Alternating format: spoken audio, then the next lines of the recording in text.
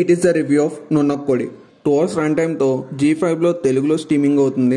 ఈ మూవీ చూసాక నాకైతే జస్ట్ పర్లేదు బాగానే ఉంది అనిపించింది. ఈ మూవీ బేసిక్ స్టోరీ లైన్ వచ్చేసి మన హీరో ఒక కంపెనీలో పనిచేస్తూ ఉంటాడు. వాళ్ళ నాన్నగారిదే ఆ కంపెనీ. ఆ తర్వాత వాళ్ళ నాన్నగారు చనిపోయాక ఆ కంపెనీలో తను జాయిన్ అవుతాడు.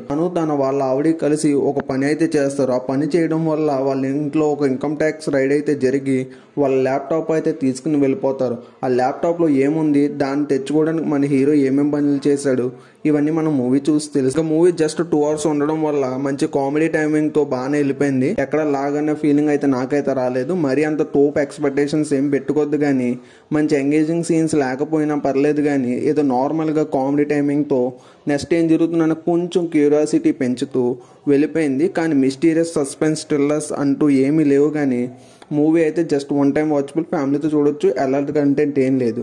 ఈ వీడియో కానీ మీకు నచ్చితే లైక్ చేసి ఛానల్ సబ్స్క్రైబ్ చేసి